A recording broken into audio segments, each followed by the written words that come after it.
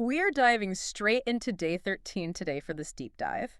It's called Hungry for What's Right, centering on Matthew 5.6. And honestly, this might be the most counterintuitive concept we've covered so far. It really is. The text calls it the upside down blessing. Right, because if you look at modern life or, just basic biology, hunger is a problem. Yeah. It's an alarm bell. A glaring red light. Exactly. The world tells you to silence that alarm immediately. Just stay full, stay entertained. Kept the content flowing. Yes, so you never have to actually feel that gnawing emptiness. Because the goal of modern marketing is basically zero hunger. Ever. Mm-hmm. But then Jesus steps in and says, blessed are those who hunger. He's reframing a state of deprivation as What just flourishing. like that. But we have to be careful here. As I read through the source material, I realized he isn't blessing just any appetite. No, and the text is very specific about what this hunger is not. It's not a hunger for applause or status or that burning need to win. Or, and this one hit me hard, the hunger to be right on the internet. Oh, I laughed out loud at that phrase. Well, completely seen. We all know that specific adrenaline spike when you just need to win the comment section. It feels like a hunger for justice, but usually it's just a hunger for validation. Yeah. Ego disguised as virtue. Totally. But the text pivots to the real target, a hunger and thirst for righteousness. Now, for a lot of people, righteousness sounds like Stiff religious jargon. right. It sounds like having a perfect attendance record. But the source defines it differently. It's talking about God's rightness. It's less about personal rule following and more about a cosmic restoration. It's that heavy grief you feel when you look at the news, or even just the mess in your own life, and you know things aren't the way they should be. Yes, a craving for restoration. And this brings up the big paradox of our deep dive today. The world says if you're hungry, you're failing. Right, like you haven't hustled enough or meditated enough.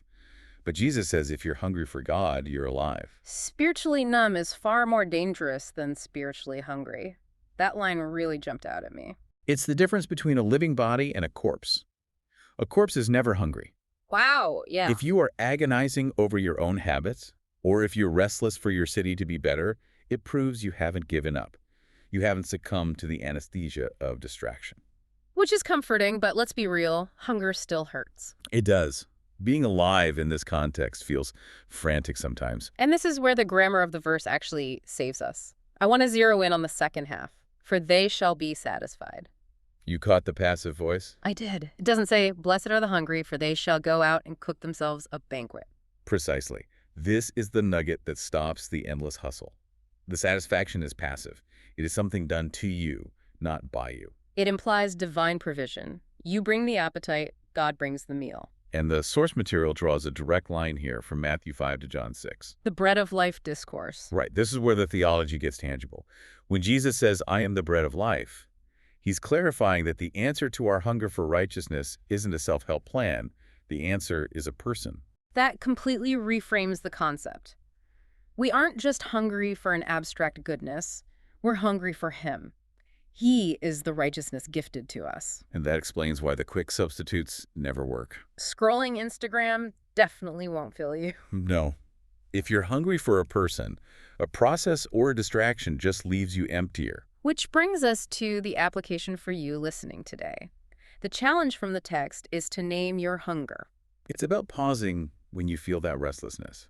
Instead of immediately reaching for your phone or online shopping, ask yourself, what am I actually wanting made right? Is it my anxiety? Is it my loneliness? Exactly. Identify that the craving is holy, even if our method of fixing it is usually broken. And realize that Jesus doesn't shame you for having that craving. He doesn't say, stop being so needy. He says, come here and eat. So don't settle for the quick snack when the banquet is right there. That restlessness isn't the sign to despair. It's an invitation to be satisfied by his steady love. Thanks for jumping into this deep dive with us. Catch you next time.